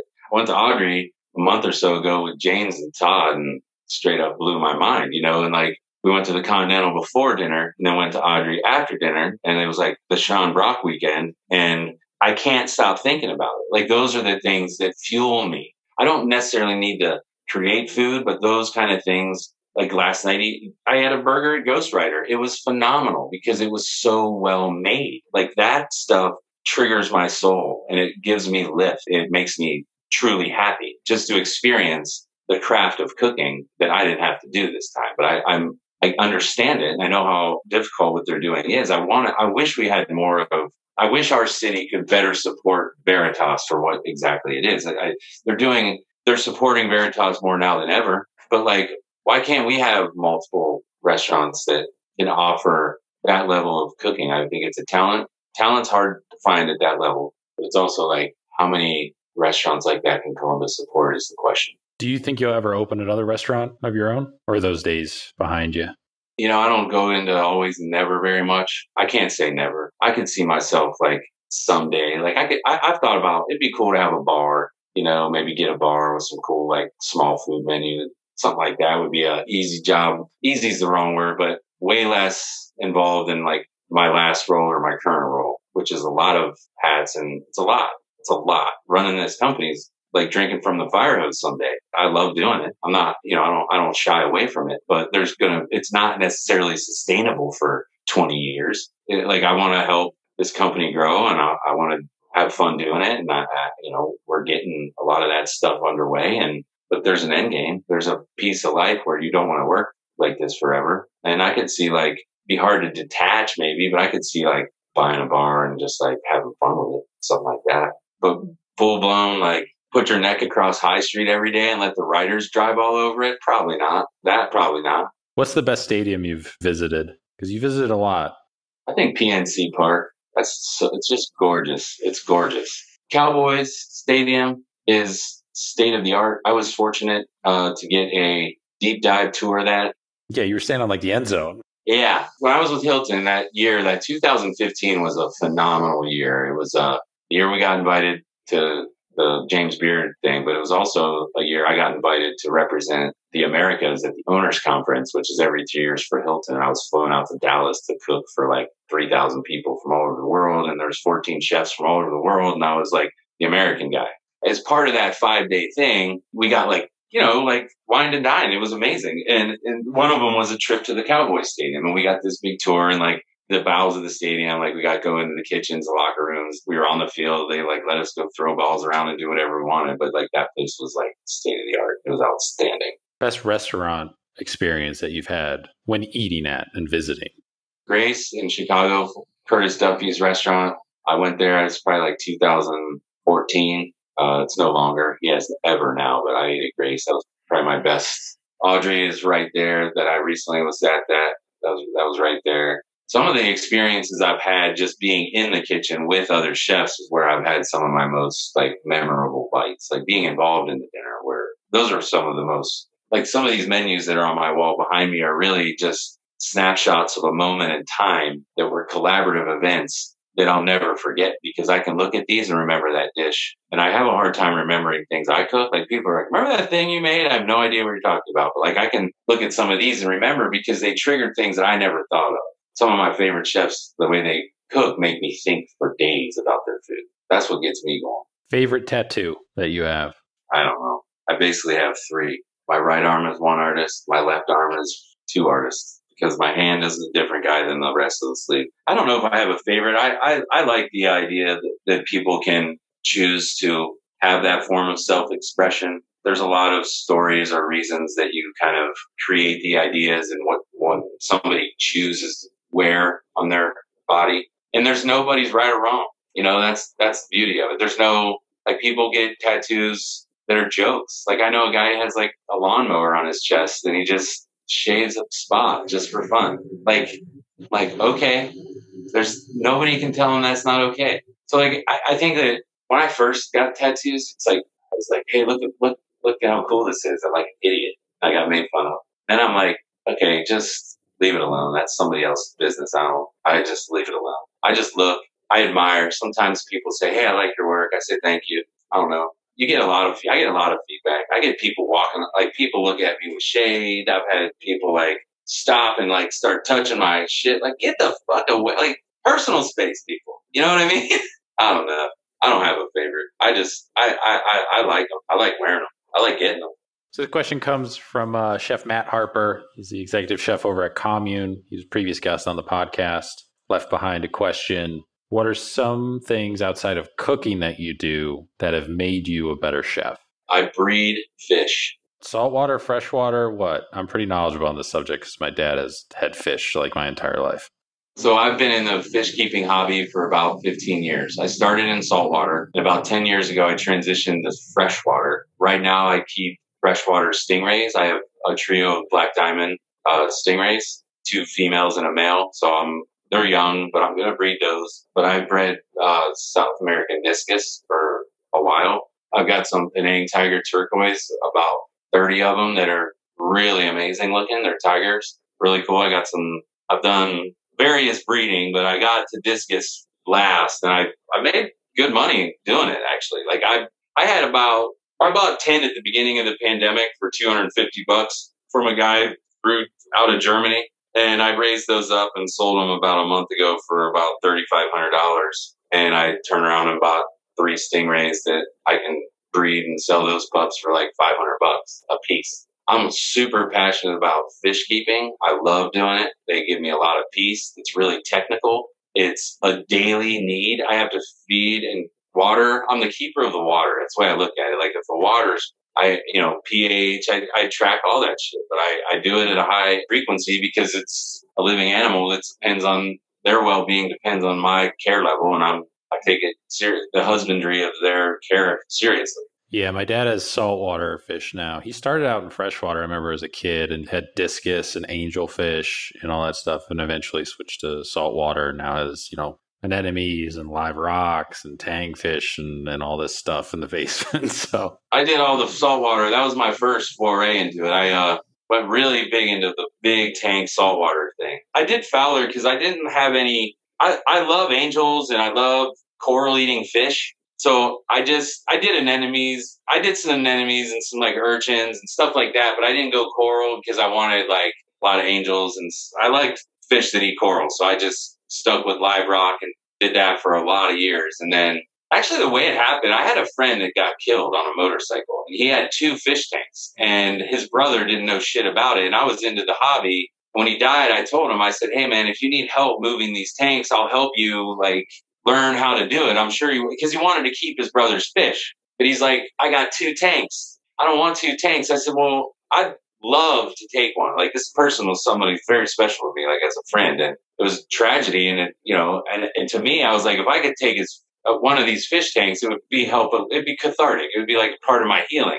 Actually, it very much was. And I got the tank, set it up in my house, and I would spend time with it, and it would help me kind of get through that morning of my friend suddenly dying on a motorcycle. And it began this like process where it was planted and there was organics, and I was looking at aquascaping, and it fell right into my skill set as a chef with my spatial ability and my sculpture like acumen for balancing visual arts and like the way things look. It played right into that skill, and I immediately got really passionate about it. I started studying Amano, a lot of the Japanese guys, George Farmer out of England.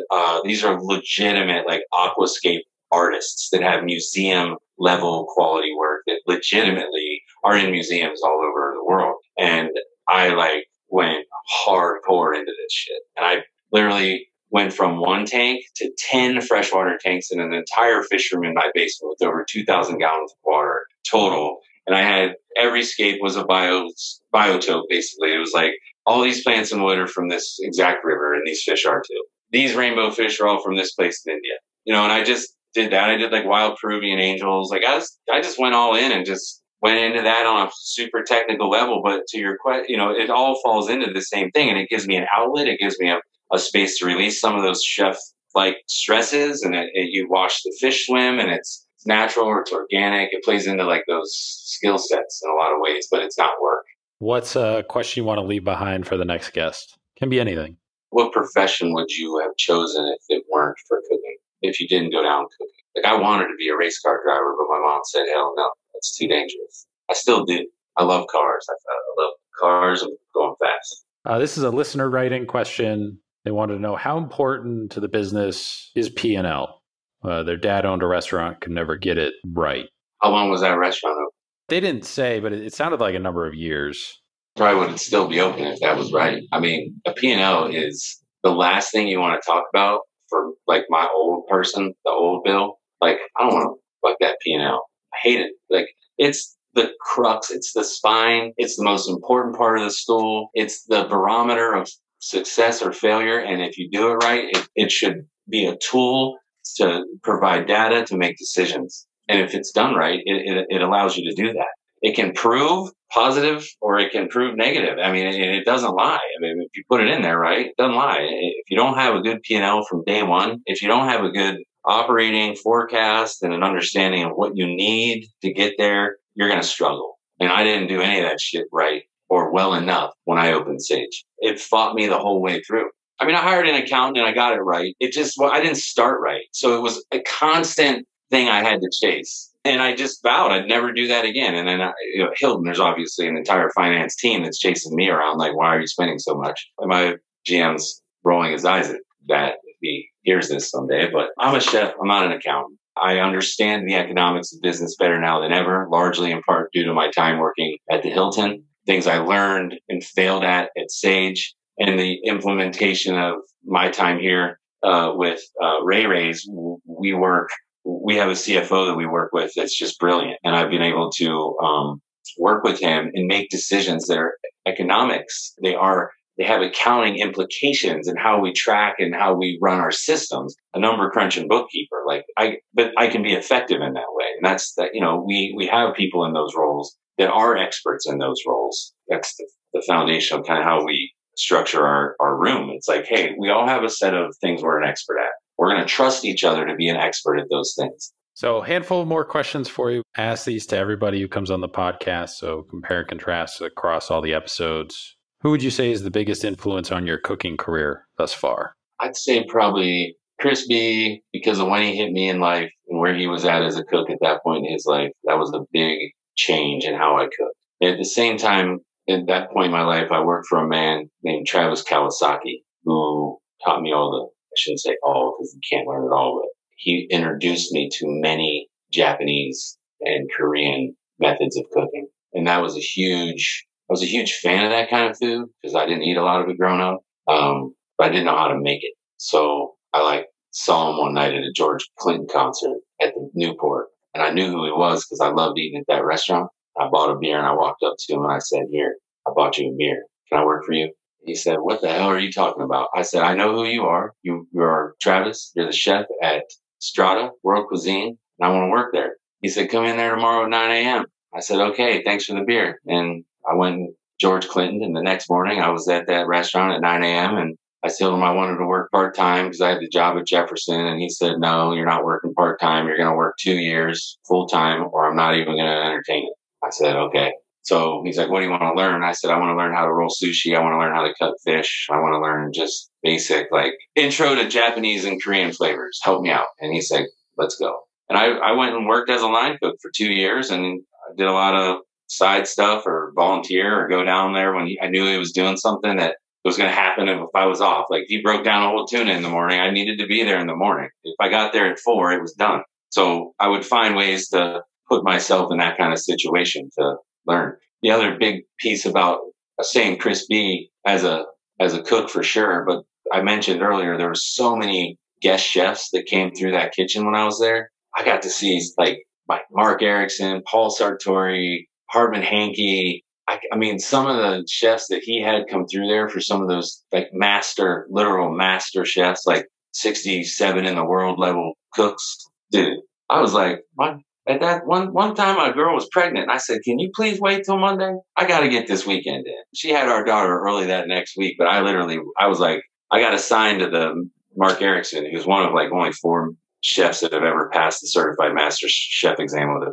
perfect score. Chris B worked for Mark Erickson for 6 years at Cherokee Town and Country Club down in Atlanta. So Chris had this incredible training under this, one of the literal best CMCs of all time. So Chris was his chef de cuisine for 6 years. So Chris got hired at New Albany after that gig and like moved here from Atlanta and was like young and in his prime and firing on all cylinders. And I got the chance to just kind of slide in because of the Jefferson fire and just absorb all that. We had a great pastry chef, Lori Sargent. It was an amazing time of my impressionable learning years, for sure.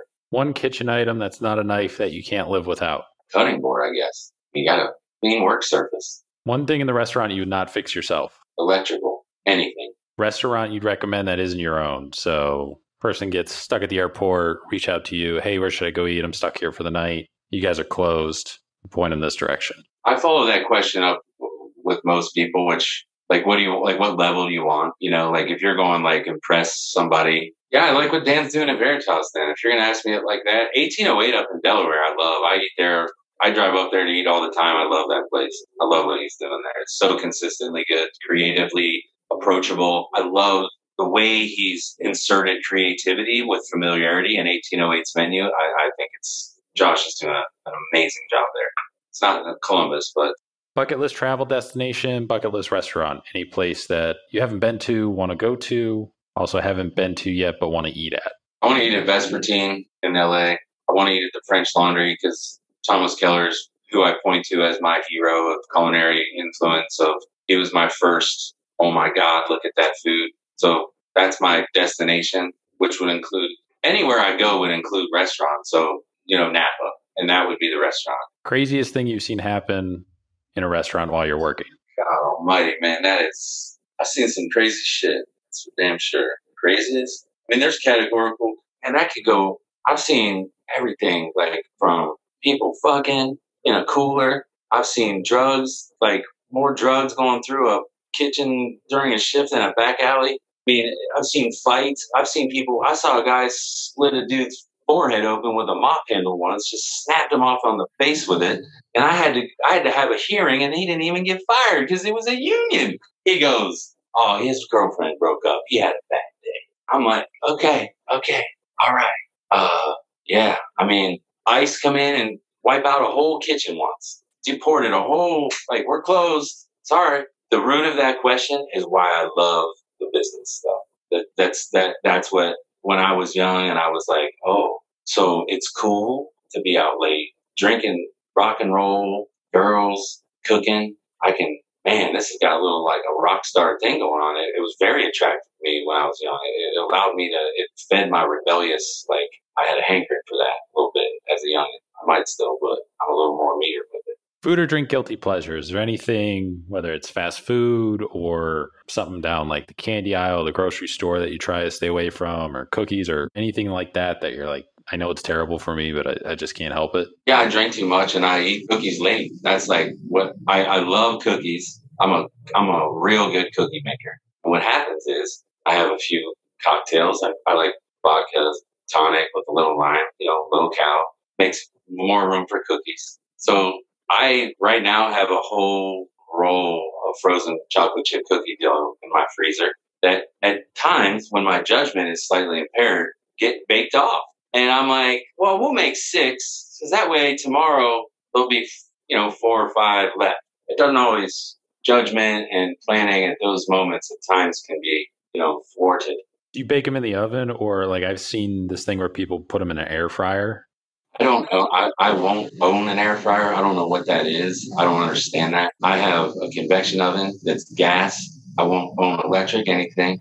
It has to be gas. I don't understand air fryers. I only have a microwave because my kids like popcorn. I go to my mom's and it's anxiety when her microwave. I'm like, can you just it's so unuser friendly to me. Microwaves. Favorite dish, favorite thing you've ever cooked, created, kind of looking back through your career, you can kind of point to like this dish is like, yeah, I definitely can do this as a profession. Like I can definitely be a chef. I don't know if that happened. I don't know if there have been dishes that have propelled, like the chicken dish. The chicken that Chris Coffin ate is a story that we told at orientation on how we hired our chef, this chicken, the Ohio chicken story, and how we met, and like the positive nature and how that happened was part of our onboarding, for instance. So that was a significant dish. When I had Sage, I created a pork belly dish that had cream corn and jalapeno ketchup that was well written about. That was like, for me, my first time ever having a featured article about a piece of food I made. So that was like a really cool moment for me. But I think you'd have to go back to where that job I had between living in North Canton and Columbus, where that chef from England, she said to me, "You have talent." I think that was the moment where I probably made something that I can't articulate right now. But it was more of the principle of the moment that she said, and she awakened my mind to thinking differently about the preparation of food and how it could be considered a talent, and that could be extrapolated into somehow a career. And I just took it and ran. I'm an Anthony Bourdain fan, but not everybody is. If you were, was there a episode, moment, scene stands out among all the others? Or if you weren't, is there somebody that was a culinary kind of TV personality, Emeril Lagasse or Jacques Pepin or something that was on TV kind of when you were coming up that you gravitated towards? Yes, Anthony Bourdain influenced me a lot. The way he went out, I hate that. I hate for him that it was that bad, but it changed my gravitational pull to his material. I don't know why, but I stopped watching it. I don't know why. I've thought about why. I don't spend a lot of time on it because I don't know. I don't know. It seems like, I don't know. Kitchen Confidential was a huge influence on me as a young person thinking about this as a career. So Jacques Pepin, watching that man touch food is unearthly. His efficiency with his hand movement and knife skills made me realize what mastery can look like. That was an early, observational influence I had as a young person watching, daytime cooking at grandma's or something. Yeah, like the earlier Julia stuff.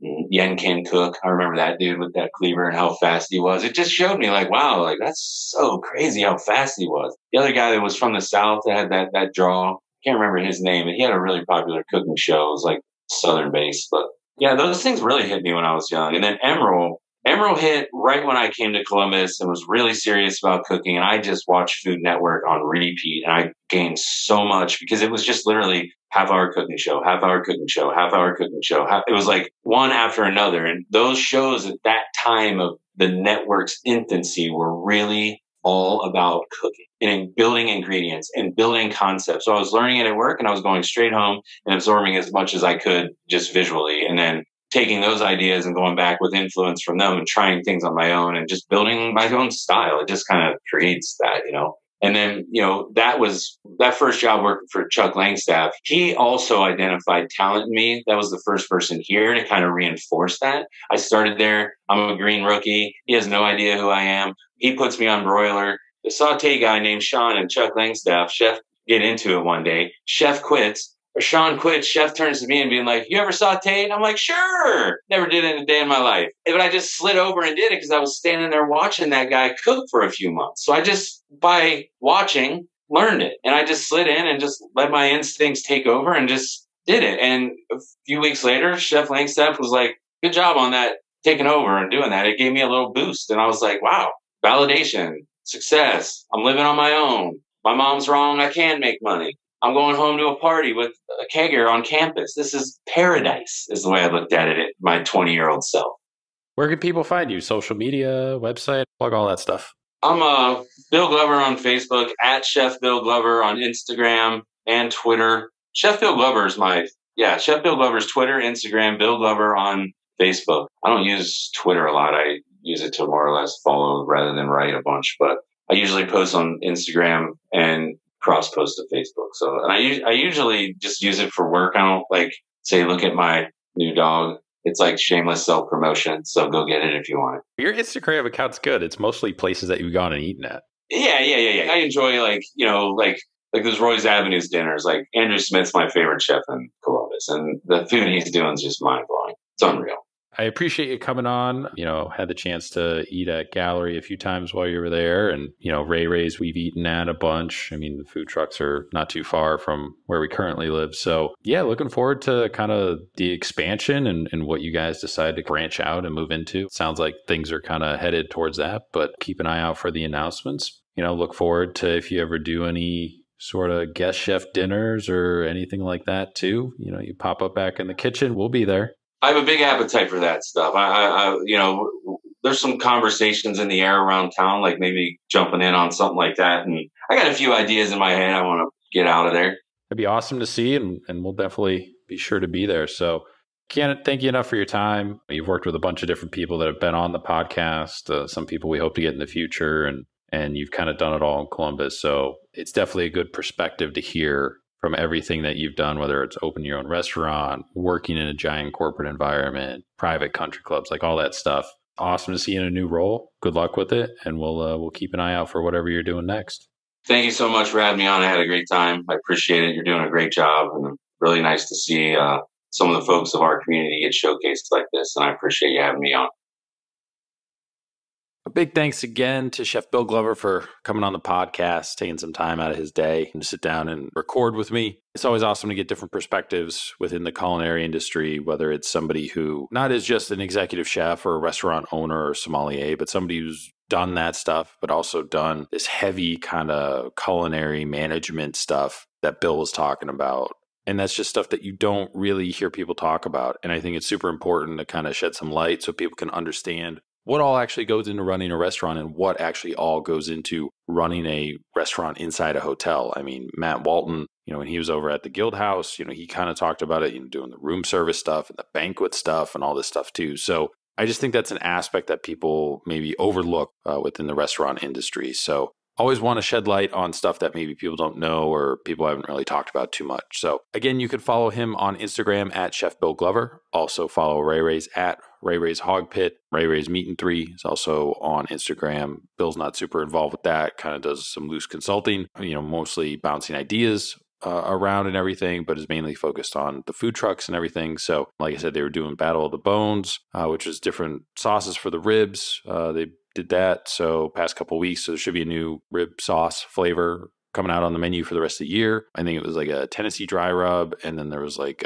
I forget the other one. I was most intrigued by the Tennessee dry rub. I think their dry rub at Ray Ray's is just phenomenal. So whenever they can put that on anything and they're going to tinker with it, I'm all for it. So again, make sure to check them out on Instagram. Head down to a Ray Ray's food truck if you've never tried them or it's been a while or anything like that. They're around and they're always doing different stuff. Make sure to follow us on Instagram too as well at Spoon Mob. Twitter and Facebook, we're on there too, but everything kind of links through the Instagram. Twitter and Facebook, it's at SpoonMob1, I think. And then check out the website, spoonmob.com. We got everything in order for everybody that's been on the podcast. So all the way down the list would be the oldest episode. And then up at the top of the list would be the newest. And got it broken down with restaurant owners and sommeliers and different categories and stuff. So it's easy to find. Check out all the past episodes as long as you're following, subscribing to the podcast. And we're on all the major platforms and a bunch of the smaller independent ones. You can find us, just search at Spoon Mob. But in the feed there is every episode that we've recorded, all the parts now known, all the chefs and guests. So make sure if you're new to the podcast, feel free to go back through. We got them all titled, so they're easy to find. Check out all the previous episodes. Go all the way back to kind of the beginning of 2021 with Chef Jake Clevin. And, I think we're getting close to about like 50 episodes of Chefs and Guests now. So make sure to check out the backlog and help support those restaurants and the people that have been on the podcast. And make sure to visit those places as much as you can, whenever you can. Nothing's changed for the restaurant industry since the pandemic.